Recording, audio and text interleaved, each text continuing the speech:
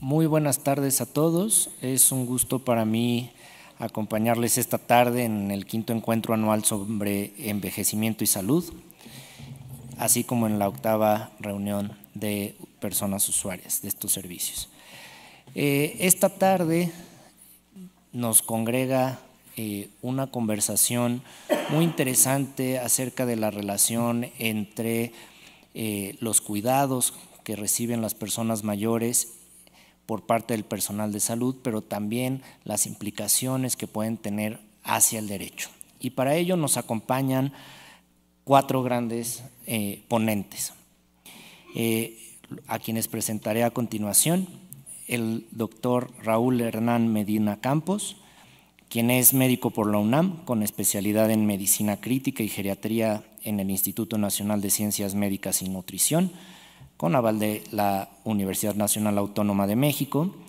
Cuenta además con una maestría en vitalidad y del envejecimiento por la Universidad de Leiden de los Países Bajos, además de contar con múltiples publicaciones y formar parte del Sistema Nacional de Investigadores. Actualmente se desempeña como director general del Instituto de Investigación del Instituto Nacional de Geriatría.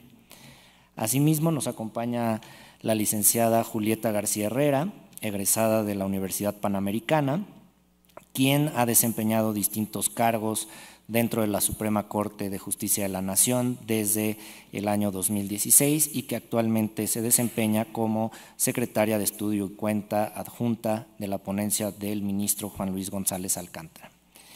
Asimismo, nos acompaña la licenciada Fátima Reyes Osorio, en representación de la maestra Diana Sheinbaum, por parte del Programa de Discapacidad y Justicia de Documenta AC. Fátima es licenciada en Ciencia Política y Administración Pública por la UNAM. Se ha desarrollado profesionalmente como asistente de investigación en el Programa Universitario de Transparencia. Cuenta también con distintas colaboraciones en el Instituto de Investigaciones Sociales y el Seminario Permanente sobre Discapacidad del Programa Universitario de Derechos Humanos de la UNAM, y fue facilitadora de justicia de personas con discapacidad intelectual y psicosocial, actualmente coordinadora del proyecto Comunidad de Aprendizaje entre Mujeres con Discapacidad y Aliadas. Y finalmente el doctor Nicolás Martínez López, del Instituto Nacional de Psiquiatría. Nicolás es doctor en Psiquiatría Forense, maestro y doctor en Ciencias con campo en Psiquiatría y actualmente doctorante en Derecho Penal. Es investigador clínico en la Subdirección de Investigaciones Clínicas del Instituto Nacional de Psiquiatría, es profesor en la maestría y doctorado en Salud Mental Pública y Bioética de la UNAM y cuenta con distintas publicaciones, distinciones y pertenece al Sistema Nacional de Investigadores. Yo agradezco a los 4 que nos acompañen esta tarde en este encuentro y, a diferencia de lo que se estuvo abordando desde la mañana en este encuentro, nosotros queremos abordar esta problemática o estos desafíos desde una perspectiva multidisciplinar, ¿no? Cómo es que el personal de salud enfrenta distintos retos cuando trata personas mayores, cuáles son esas problemáticas que se advierten en la consulta cotidiana y cómo es que el derecho ha dado respuesta o ha intentado dar respuesta a estas con el paso de los tiempos. Y para ello me gustaría iniciar planteando una pregunta. ¿Qué situaciones cotidianas enfrentan ustedes como médicos con pacientes mayores que presentan o comienzan a presentar dificultades para la toma de decisiones de manera autónoma?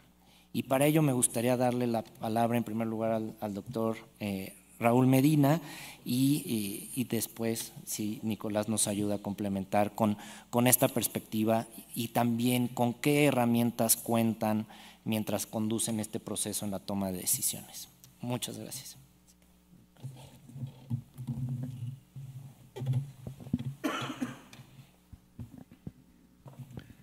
Muchas gracias, David. Buenas tardes a todas y a todos. Es un gusto estar con ustedes el día de hoy aquí en la Academia Nacional de Medicina. La pregunta es muy pertinente y de hecho me remite a alguna plática que habíamos tenido hace no mucho y que en parte originó la idea de este foro. En geriatría, quienes nos dedicamos a la atención de clínica de personas mayores, frecuentemente nos enfrentamos con condiciones en las que puede verse reducida la capacidad de la persona para tomar decisiones o para expresarlas. Quizás el ejemplo más claro de ello es cuando uno identifica o establece el diagnóstico de un trastorno neurocognitivo mayor o una demencia. Independientemente de la etapa en la que se encuentre, uno sabe que esa persona en algún momento no podrá o tomar o expresar las decisiones que competan sobre su persona, aunque por supuesto esto es un proceso que toma tiempo y que progresa a lo largo de la enfermedad, pero uno sabe desde esos momentos que esa va a ser uno de los escenarios. Y luego tenemos también otras circunstancias más relacionadas con el ámbito hospitalario, probablemente en el que tengamos personas que de manera transitoria o definitiva pierden también la capacidad para expresar con claridad las decisiones o para tomarlas. Quizás todavía más común que la demencia es la presencia de delirium en personas mayores hospitalizadas en unidades de urgencias, en unidades de cuidados agudos o cuidados intensivos, por supuesto también en escenarios de cuidados de largo plazo como las residencias, en las que por definición el delirium es una alteración transitoria del estado mental secundaria a otro evento, a otra condición subyacente, pero en la que la persona en ese momento no es particularmente capaz de expresar las decisiones sobre su persona. Y luego otro sinfín de condiciones neurológicas en las que podemos ir mencionando, pero que también pueden comprometer la capacidad, de nuevo, para tomar decisiones o para expresarlas. Y esto nos pone frecuentemente en una o varias disyuntivas como clínicos. Y la verdad es que nadie estamos preparados a lo largo de nuestra formación para poder orientar de manera adecuada a las personas. Yo la primera vez que me enfrenté probablemente a una situación así fue en la residencia, pero anterior a eso quizás no recuerdo haber tenido ninguna formación específica que me proporcionara herramientas para enfrentar y orientar. Recordemos que a veces sucede en el ámbito hospitalario y hay más gente, pero a veces sucede en la consulta y puede ser que el médico sea la única persona que está en posición de proporcionar algo de información, ya sea porque la persona, el paciente o la paciente o su familia o quienes le acompañan no tienen la posibilidad de conseguir otro tipo de asesoría o porque no saben que existe otra posibilidad de ser asesoradas o asesorados en estos términos y la responsabilidad, por así llamarlo, recae en el personal de salud en proporcionar cierta orientación. Y no siempre estamos en las mejores condiciones para hacerlo. Entonces, esa sería como la primera aproximación, ¿no? ¿En qué escenarios? La verdad que puede suceder en cualquier circunstancia, comúnmente con los diagnósticos crónicos como demencia, pero también en escenarios agudos en hospitalización. Muchas gracias, Raúl. Y sobre ese tema, me gustaría, Nicolás, conocer tu experiencia. Si tú, con esta formación también en el ámbito del derecho, ¿qué herramientas tú has observado o con qué herramientas contabas durante tu formación como médico y qué otras te has aproximado ya con esta formación jurídica que has recibido? Bueno, primero agradezco la invitación a este gran evento. No sé si soy el ideal para estar en esta mesa por un poco lo controversial que a veces llego a ser con mis opiniones, pero bueno, trataré de hacerlo breve. En la facultad no contaba con ninguna herramienta. O sea, me parece que hay el gran equívoco dentro de la educación que hay en las distintas universidades es dejar los elefantes blancos fuera de la educación de los médicos en pregrado, ¿no? Es decir, dar malas noticias, tomar decisiones, bien morir, eutanasia, problemas jurídicos, mala praxis, etcétera. Todo ese tipo de circunstancias, o incluso la manera en la que se llega a dar la toma de decisiones, puede llegar a haber algún problemas si no se tiene el entrenamiento adecuado. Y lamentablemente en las universidades no son temas que recurrentemente se den, incluso las clases de derecho, no tampoco es algo que nos instruyan a los médicos. Y desde la perspectiva de la salud mental forense, que es a lo que me he dedicado en estos años a realizar ahí en el Instituto Nacional de Psiquiatría como investigador, podría decir que hay distintas vertientes. Una, como bien decía el doctor, pues justo los ámbitos en donde nos podemos llegar a encontrar como practicantes, como médicos, ¿no? Como profesionistas, con una persona que ha poco a poco o con una velocidad tal vez mayor, perdiendo ciertas capacidades cognitivas, como puede ser la demencia, y que ahí, en el caso, y me voy tal vez, espero no invadir el espacio de mis compañeros, me voy a adelantar un poco, el gran equívoco que es la manera en la que en la medicina seguimos con la idea del modelo paternalista, tomando decisiones por las personas y entonces violentando sus derechos humanos, ¿no? Y a partir de ello, orientar a la familia para que haga juicios tan abigarrantes como es la interdicción, ¿no? En donde consideran muchos de nuestros colegas que es un juicio de protección, que al contrario es una muerte civil y que poco a poco les van quitando derechos, ¿no?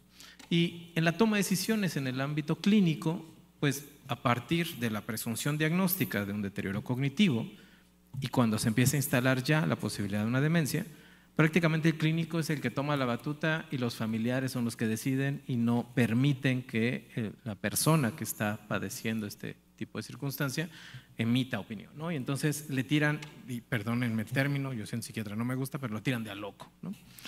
Y en el caso del delirium, bueno, pues es una condición aguda, una de las pocas condiciones psiquiátricas agudas que yo diría, junto con el intento y la ideación suicida, serían las que facultan en la ley actualmente, en la Ley General de Salud, a poder tener una intervención de un internamiento involuntario, porque bueno, ya está prácticamente vetado, ¿no? El internamiento involuntario tiene que ser a través de consentimiento informado.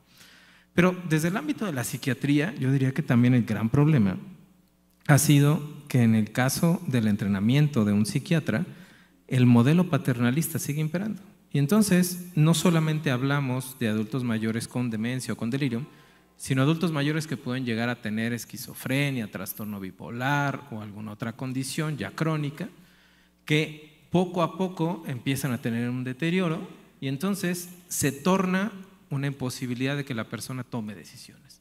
Y a partir de esos diagnósticos es que también los familiares empiezan a rondar un tanto las decisiones, supeditados o diría yo inclusive hasta invitados por parte del psiquiatra, lo cual me parece un equívoco porque se siguen violando derechos. Y es entonces cuando se les priva de libertad de manera permanente, ¿no? Y se les aísla por completo en estos asilos, en estos lugares en donde no tenemos instrumentos jurídicos ni clínicos para poder constatar que la persona se va deteriorando a través de un aislarse y tener como tal una falta de contacto con sus familiares, ¿no? Entonces se vuelve alguien a quien mantener lejos y eso es bastante lamentable, no solamente pasa en México, sino a nivel internacional. Y bueno, yo creo que hasta ahí me callo ahorita. Muchas gracias. No, muchas gracias, Nicolás. Y creo que podemos coincidir de estas dos intervenciones iniciales por parte del doctor Medina y del doctor Martínez, que hay una doble problemática, ¿no? Por un lado, en la etapa formativa del médico de pregrado y del médico especialista, que usualmente no se le aproximan más herramientas que las propias de su formación y se aleja un poco de otras herramientas como en este caso podría ser el derecho, ¿no? Pero podemos agregar más, ¿no? Administración, contabilidad, etcétera, ¿no? Creo que esa es una problemática pues muy clara que han ilustrado muy bien. Y la otra me parece que es también la aproximación de fondo en la formación médica, ¿no? El modelo paternalista y cómo seguimos considerando al paciente como esta persona que no es capaz, sea mayor, sea menor o sea un adulto joven, que quizás no es capaz de tomar sus propias decisiones y que por tanto o se le oculta información o se le restringe o no se le dan alternativas y se limita la capacidad de discernir sobre lo que a uno le puede o no puede convenir respecto a su estado de salud. Creo que esos son dos problemas que quedan muy claramente enmarcados. Pero me gustaría ahora trasladarlo, estos dos problemas, al ámbito del derecho, ¿no? ¿Y qué nos dice el derecho sobre estas situaciones? Si es que nos dice algo. Y ahí me gustaría comenzar con Julieta, si me lo permites, Fátima, si existe, o sea, si existe algún marco jurídico, si este marco jurídico es completo, si es suficientemente claro, si es suficientemente accesible, no solo en términos de lenguaje, sino si también es accesible en términos de cómo se puede aproximar un médico a este tipo de normas y demás. Entonces, me gustaría conocer tu opinión, Julieta. Muchas gracias primero por la invitación. Desde el ámbito jurídico, un poco se ha atendido a los derechos de los adultos mayores, primero desde una perspectiva precisamente paternalista. Estaba desde la perspectiva paternalista, en la que tiene que haber un tercero decidiendo por la persona, porque ese tercero sabe lo que es mejor para la persona y va a decidir supuestamente en su beneficio. Posteriormente, y a través de mucho trabajo, muchos años, a partir del 2005 se empieza a dar un estudio en el que se reconoce a las personas, a todas las personas con capacidad jurídica. ¿Y esto qué quiere decir? Que tienen el derecho de decidir por ellos mismos, es decir, no por la edad, no porque probablemente tenga alguna discapacidad o por cualquier otra situación, vamos a admitir que haya un tercero que decida por ellos. Y entonces ya no, desde el ámbito del derecho, ya no se permite que podamos ver a una persona como un objeto de regulación, el cual vamos a cuidar, el cual vamos a proteger, el cual vamos a decidir por él, sino más bien como un sujeto titular de derechos y obligaciones que puede decidir por sí mismo y que tiene la capacidad de tomar una decisión. Que esto no tiene nada que ver tampoco con la inteligencia de las decisiones, probablemente para el resto de las personas esa decisión no sea inteligente, pero parte de la libertad de la persona de decidir es precisamente eso, decidir como lo quiere decidir. Claro, mediante una información accesible, completa, plena y que lo pueda llevar a decidir.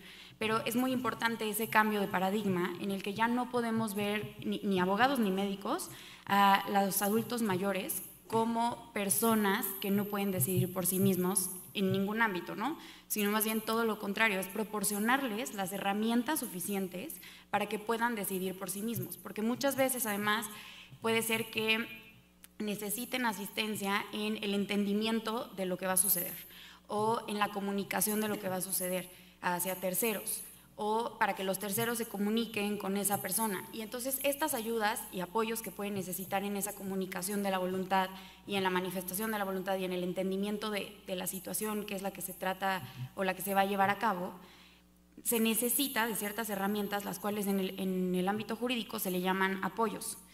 Estos apoyos son personas que básicamente lo que van a hacer es asistir a la persona que necesite esta ayuda para poder entender el acto o transmitir su voluntad. Entonces ya no va a haber un tercero que diga, ok, se va a hacer esto o no se va a hacer esto, sino que más bien vamos a proporcionar toda la ayuda para que esa persona pueda transmitir la voluntad y pueda entender. También hay otro término que se llama salvaguardias. Y estas salvaguardias son herramientas para ver que ese tercero precisamente no sustituya la voluntad de la persona, sino que realmente sí esté tratando de conseguir la voluntad de la persona, de manifestar la voluntad de la persona hacia terceros. Y también, y es muy importante en el ámbito de la salud, otra figura que se llama ajustes razonables.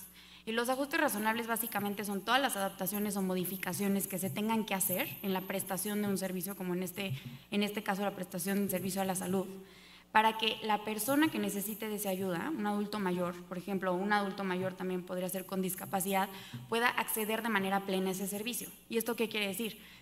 Tanto en la accesibilidad física tal cual de entrar, ¿no? Que haya rampas, que haya elevadores, etcétera, como en la información que se le va a dar. Y esta información, pues sí, probablemente no será escrita con las cartas de consentimiento informado, que es la letrita súper chiquita, sino probablemente necesite macrotipo, no sé, letra 16, letra 20, o algún otro tipo o modelo de comunicación alterna o aumentativa para que pueda acceder y que las barreras que la propia sociedad ponemos, que son justo la letra chiquitita, o que solamente el consentimiento puede ser así, con este formato, o solamente la consulta puede ser con este otro formato, etcétera, no se vuelvan barreras o limitantes para que la persona pueda acceder en con las mismas condiciones de igualdad que todos los demás que no requieren de esas asistencias.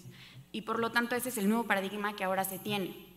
Y es un marco jurídico complejo y sí, seguramente en la práctica hay muchas complicaciones, sobre todo por los recursos también materiales que se pueda tener para implementar esto, pero esa no puede ser una limitante para negar el derecho a las personas a decidir por sí mismos lo que quieran decidir, porque es su vida y ellos tienen que ser el centro de decisión de todos los ámbitos que los rodean.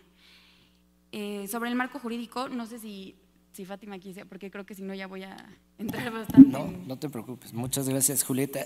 Creo que sientas las bases para que Fátima nos pueda profundizar algo que me parece muy interesante y que ya vislumbrabas con tu intervención, que es si hay un marco jurídico que es suficientemente amplio y complejo que obliga a que los distintos operadores o las distintas personas que interactúan con pues hagan adecuaciones, interpretaciones, y ahí creo que el papel de las organizaciones de la sociedad civil juegan un papel muy importante, ¿no? Y ahí me gustaría conocer tu opinión, Fátima, no solo sobre cómo se entiende desde la sociedad civil estos sistemas de apoyo y salvaguardias, sino también desde tu experiencia en la ONG, cómo es que fue impulsándose este cambio, si fue un cambio paulatino, si fue abrupto, porque lo que nos han platicado Nicolás y Julieta de la interdicción al modelo de apoyos y salvaguardias, pues hay una diferencia bastante marcada. Entonces, si nos pudieras platicar desde la sociedad civil qué se ha hecho, cómo vieron ustedes este cambio y cómo va incidiendo en la mejora de la atención de estas situaciones. Muchas gracias, David, y también me sumo a este agradecimiento y también a esta felicitación por armar esta mesa tan importante y necesaria. Si bien el tema de los apoyos, las salvaguardias son importantes en el ámbito de justicia, creo que son necesarias e importantes en todos los ámbitos de la vida. Y a mí me gustaría irme un poco más atrás, porque cuando hablamos de derechos humanos, los pensamos como si fueran letra muerta en un documento, como si fueran algo ajeno a nosotras y nosotras, como si fuera algo que solamente las mentes expertas tienen capacidad de decisión. Y me parece que los derechos humanos están en nuestro cotidiano. Los derechos humanos son nuestros por el simple hecho de ser personas. Y aquí hay muchos símiles entre personas con discapacidad, que es mi área de especialización, y también personas mayores, porque hay un prejuicio tremendo respecto a qué tan capaces son las personas de poder decidir o de poder llevar a cabo lo que es su proyecto de vida. Creo que si nos detenemos y nos ponemos a pensar si alguna vez se nos ha cuestionado nuestro proyecto de vida, las más privilegiadas diremos no me lo han cuestionado. Pero si ustedes le preguntan a una mujer con discapacidad intelectual si en su proyecto de vida está el hecho de decidir tener una familia, los cuestionamientos aparecen. Si le preguntan a una persona mayor el hecho de, por ejemplo, querer tener un proceso de eutanasia, también se le cuestiona. Entonces, estas decisiones van mucho más atrás y me gustaría que también reflexionemos sí cuestiones teóricas, cuestiones procedimentales que están en las leyes, pero el derecho se nutre de muchas luchas sociales y de exigencias de poblaciones que han sido históricamente excluidas y discriminadas.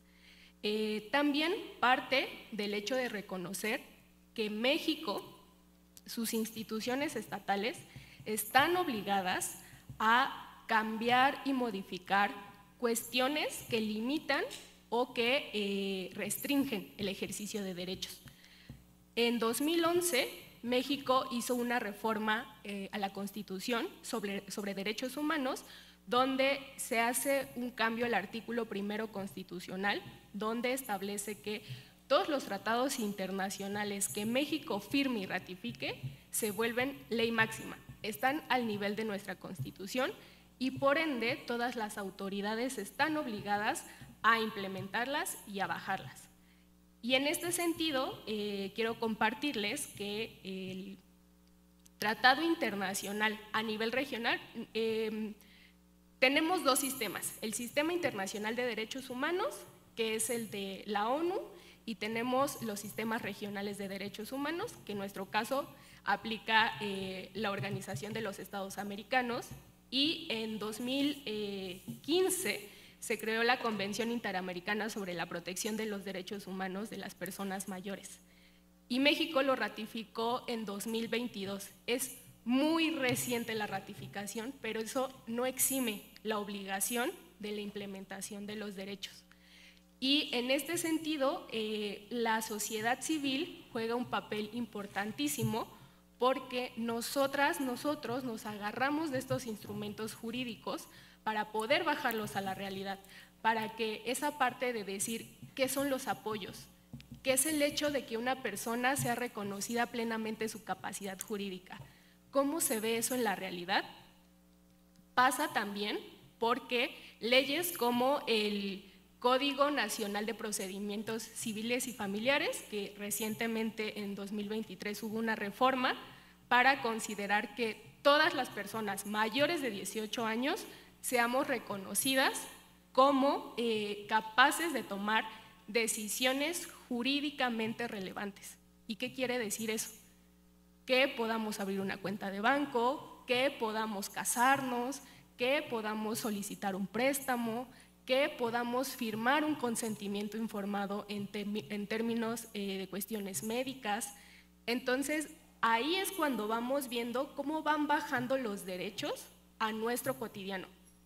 Y sociedad civil, desde hace muchos años, impulsó reformas a que primero la Ley General de Salud tuviera este cambio, como lo mencionaba el doctor Nicolás, pero también desde los propios colectivos de personas con discapacidad, que las demandas fueran puestas dentro de la ley, que claro que se instrumentalice, que yo me pregunto si es fácil de entender esa ley, y yo les diría, no, no es fácil, es muy complicada, pero también es parte de los procedimientos y de cómo podemos bajarla, y me llama muchísimo la atención también esta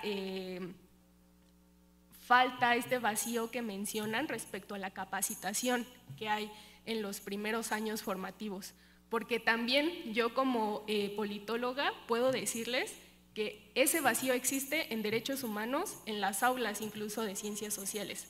Entonces eso también es importantísimo, primero empezar a empujar y reconocer la dignidad de las personas para que sus demandas y sus luchas estén puestas en la agenda pública y que esas demandas después sean transformadas a cambios legislativos e implementadas en programas y políticas públicas, que después van bajando a una actuación mucho más puntual, en este caso de personal médico. Muchas gracias. Sí, Nicolás, creo que quieres abonar. Es que me encantó cómo intervinieron ellas, y quisiera nada más complementar con un par de cosas. En la praxis de la psiquiatría forense sigue también ese estigma, ¿no? El hecho de que al día de hoy los notarios, por lo general, si una persona pone en tela de juicio que quiere hacer un cambio en su testamento, lo primero que hacen los notarios es pedir que haya un psiquiatra que evalúe a ver si tiene la capacidad, porque no suena lógico, etc. Y en este cuestionamiento de los planes de vida de personas adultas mayores, que no se le hace a personas o que no tienen alguna discapacidad o que no son neurodivergentes, pero también en esta lógica del estigma que impera sobre el adulto mayor al considerar que va perdiendo función, cuando hay personas que a los 90, 95 años tienen una lucidez mayor que varios de 20 que conozco. Y el otro punto, en el caso jurídico, es también esto que mencionaba Fátima en esta nueva promulgación del Código Nacional de Procedimientos Civiles y Familiares, que pues ya le dio literalmente fecha para sentencia de muerte a la interdicción, ¿no? A partir de su decreto, 4 años en adelante, ningún estado de la República Mexicana tendrá que tener interdicción, y eso era muy necesario. Y la otra es que en el caso de la Ley General de Salud, me parece todavía falta en la reglamentación secundaria, pero con este cambio que se hizo a partir del consentimiento informado en todos los procedimientos y el impedir el internamiento involuntario en personas con discapacidad psicosocial, también se coloca y se abre la puerta a directrices anticipadas, ¿no? Y entonces hay que tener una lógica y un entrenamiento, no solamente en los médicos, sino en la población en general, de qué son estas directrices y para qué sirven en el ámbito de toma de decisiones en el ámbito clínico. Muchas gracias, Nicolás. Y justo esto que mencionas de la complejidad de, pues hasta de los conceptos mismos, me lleva a preguntarle a Raúl, ¿ustedes qué desafíos se enfrentan frente a todo este cúmulo conceptual y normativo de apoyos y salvaguardias, directrices anticipadas? En la práctica, ¿cómo se enfrenta? ¿Cómo un médico geriatra como tú, que atiende pacientes todos los días, cómo se enfrenta esto? Ya nos hablabas un poco de las etapas previas en la formación, ¿no? De esta ausencia de capacitación, pero en el día a día, ¿qué desafíos tú como médico y que te rodeas de personal de salud, qué desafíos ves que se enfrentan cuando toman o cuando ven a un paciente con estas características? El primero en el que yo enfatizaría es que puede resultar difícil mantener la perspectiva del cuidado de los derechos humanos de la persona. Como personal de salud estamos acostumbrados a tomar decisiones para preservar la integridad y la salud de la persona, pero también, por lo menos desde el marco de la ética de principios, estamos obligados a respetar y a preservar la dignidad y la autonomía de la persona. Y eso en personas mayores, particularmente que tienen demencia, insisto, porque es, digamos, el escenario en el que sí es como muy claro que llega un punto en el que puede ser muy difícil identificar la toma de decisiones. El preservar, el trabajar por preservar esa autonomía y esa dignidad son muy complicados. También porque, por un lado, no tenemos suficiente información, pero por otro lado, los instrumentos disponibles al alcance no son perfectos. Mencionaba Nicolás la voluntad anticipada, las directrices anticipadas. En nuestro país, las leyes de voluntad anticipada que hay en las entidades federativas, yo conozco en particular de la Ciudad de México y alguna que otra más, son bastante limitadas. Son muy limitadas en cuanto a que no permiten realmente que la persona establezca o defina su voluntad. Están muy acotadas a ciertos escenarios particulares, en particular de la Ciudad de México, acotada a la toma de decisiones sobre el final de la vida, en escenarios de mortalidad anticipada en los siguientes 6 meses, pero no permite como todo el otro andamiaje de decisiones que forman parte de las directrices, ¿no? ¿Qué pasa cuando alguien le diagnostican una enfermedad en la que eventualmente sabemos que tendrá, que no pueda comunicar sus decisiones de manera efectiva, como en demencia, y quiere definir desde antes ciertos pasos a seguir, ¿no? con su familia? Muchas veces la orientación es hacia trabajarlos de manera pues informal con la familia más cercana, que toda la familia esté enterada. Nos involucramos un poco en ayudar a que la persona desde el principio comience a establecer en quiénes, de manera indirecta, como en quiénes se va a apoyar, quiénes son esas personas en las que más confía para aportar su decisión.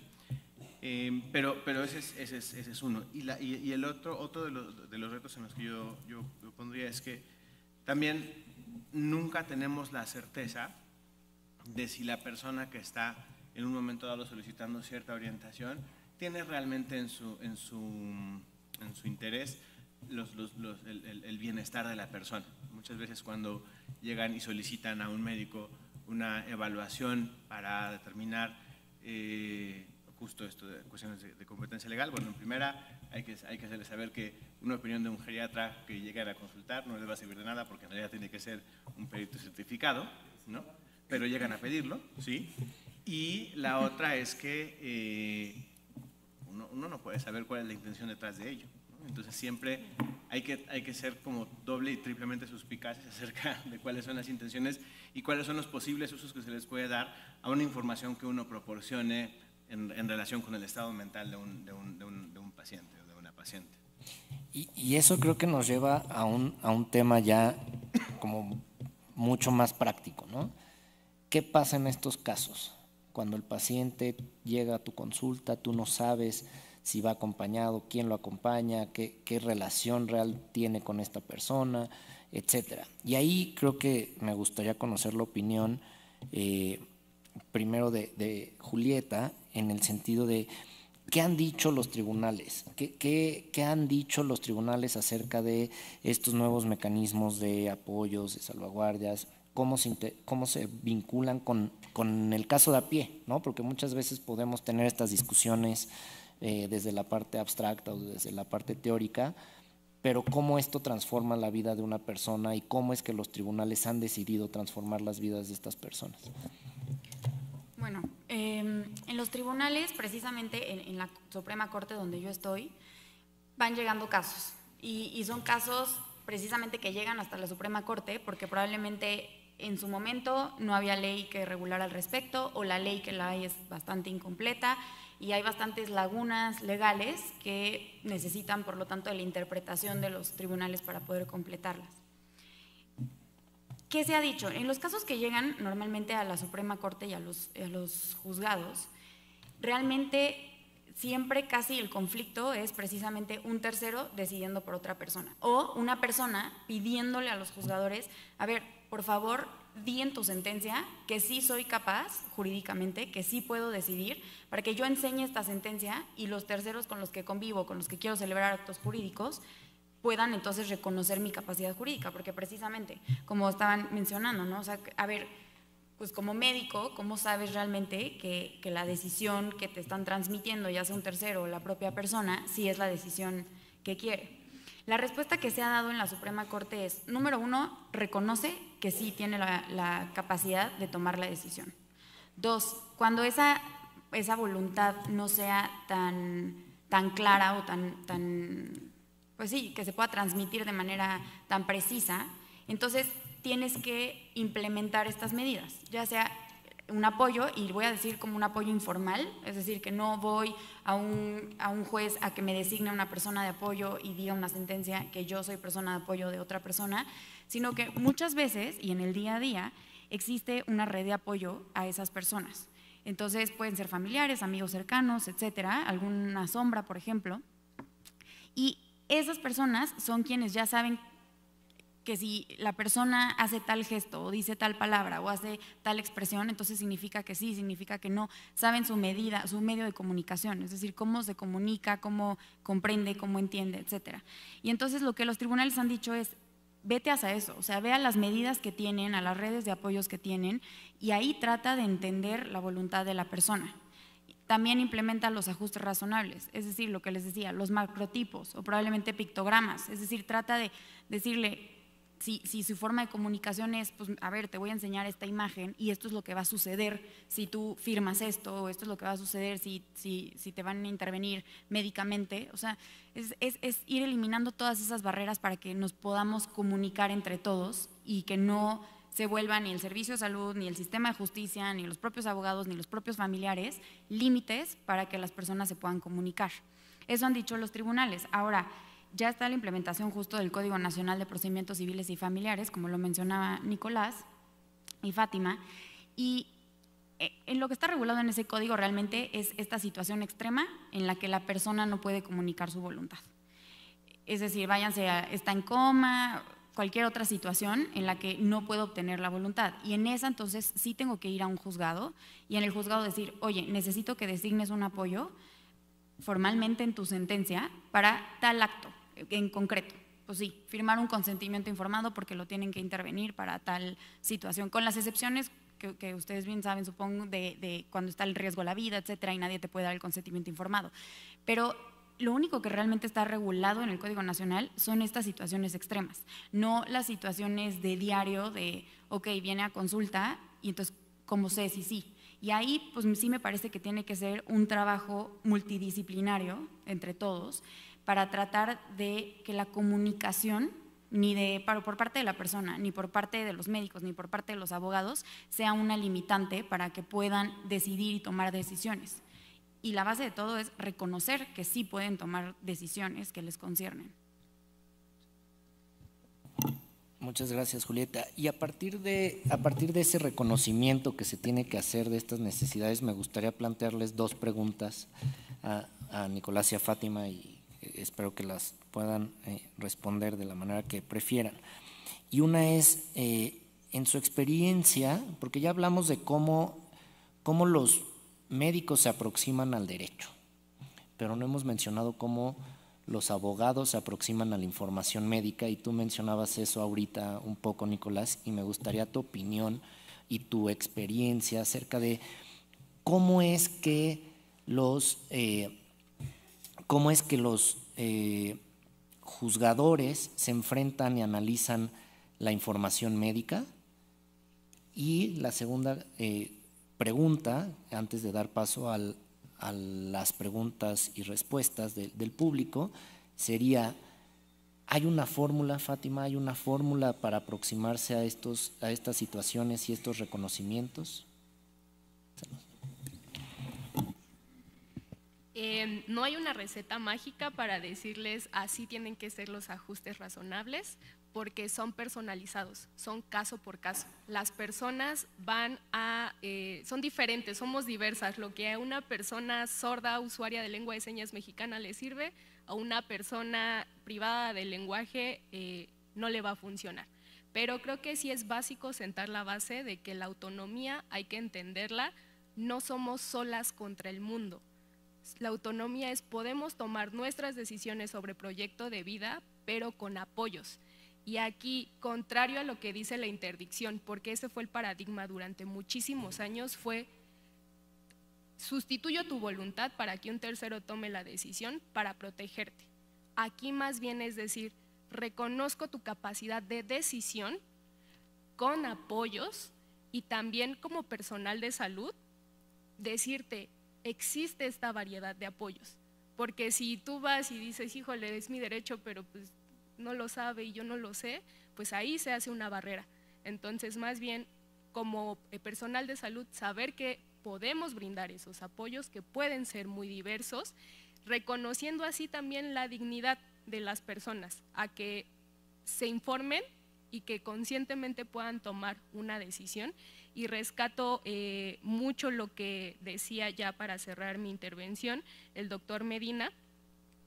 Son más los casos donde ustedes se enfrentan a situaciones de que en algún momento la persona ya no podrá tomar decisiones por sí misma, pero en el mientras tanto hay un área de oportunidad maravillosa donde se puede consultar a la familia, se puede consultar a la persona, se puede tomar opinión de otros colegas, cómo le han hecho para esta situación, pero aquí creo que es básico siempre reconocer la dignidad a partir de la persona puede tomar decisiones en autonomía, que es contar con apoyos, no que alguien venga a sustituir, y creo que esa sería la fórmula, el reconocer la autonomía con apoyos y echar a andar la creatividad de cómo pudiera ser la comunicación de diferentes formas. Bueno, no sé por qué me dejaron al final, pero bueno. No, gracias. A ver, creo que aquí instrumentos clínicos, ahí están MoCA, están Minimental, están varios que pueden determinar algún deterioro cognitivo, pero aquí el gran equívoco es considerar como sinónimos capacidad jurídica y capacidad cognitiva. Y en el caso de capacidad jurídica es la que tenemos todos los seres humanos por el simple hecho de existir, ¿no? Y ser reconocidos en el caso de nuestro derecho positivo mexicano como una persona a través de un acta de nacimiento, etcétera, y un reconocimiento de personalidad. Y conforme vamos creciendo, capacidad jurídica de ejercicio a nivel progresivo, ¿no? No es lo mismo la capacidad que tiene jurídicamente hablando un menor que necesita todo el tiempo un tutor o tutriz, y un adolescente de 12 hasta antes de 18 años, como lo dice la Ley Nacional del Sistema Integral de Justicia Penal para Adolescentes, que de 12 hasta antes de 18 es un adolescente en México, y a partir de ahí se va generando una capacidad de ejercicio de nivel progresivo hasta los 18 años. Entonces, el problema es que hemos estado confundiendo estos términos y la capacidad cognitiva puede llegar a tener una alteración de manera transitoria. Y el gran problema en ambos lugares es que tanto para el derecho como para la medicina pareciera que los que nos dedicamos a estos rubros tuviéramos una bola de cristal y supiéramos qué va a pasar el día de mañana, ¿no? Y yo siempre he dicho, tanto en los peritajes como en las conferencias, yo tengo la capacidad de decir en este momento cómo estaría la capacidad cognitiva de esta persona a través de una evaluación clínica, a lo mejor pruebas neuropsicológicas, utilizar sobre todo herramientas como Judas, que es de la OMS, para determinar la discapacidad en los últimos 30 días, que puede permitirnos ver cuáles son las barreras que tiene y cuál es la dificultad que tiene para necesitar estos apoyos, pero hasta ahí. Yo no puedo decir el día de mañana, en un mes, en un año. Y el otro punto que me parece aquí que también tenemos que considerar adecuadamente es el tratamiento, ¿no? Si bien es bien sabido que una persona adulta mayor, las dosis son mucho menores por cambios metabólicos, etcétera, que tienen que ser no dosis como puede llegar a tener un adulto contemporáneo. Muchas veces las dosis pueden estar generando modificaciones cognitivas, ¿no? Hay múltiples fármacos que pueden estar provocando delirio. Y la otra, las dosis que pueden estar tomando pueden estar provocando una alteración en la toma de decisiones que no está considerando el médico que está tratando. Y entonces ahí hay que revisar un tanto interacciones, que ese es un gran problema que también tenemos. Y respondiendo a tu pregunta de cómo acercar el derecho a la medicina y viceversa, me parece que este tipo de foros son los que hace falta. El establecer un contacto, ¿no? Tener mucho mayor áreas de poder comunicarnos entre ambas áreas del conocimiento desde etapas tempranas en el pregrado en medicina, pero también ya en las especialidades. Difícilmente un médico especialista considera que es una pérdida de tiempo, lo cual me parece que es un equívoco, acercarse a entender cuál es la reglamentación que tiene su actuar, ¿no? Y cuáles son los límites que tienen propiamente en la praxis. Y por ello, en muchas ocasiones, llega a violentar derechos humanos. Muchas gracias, Nicolás.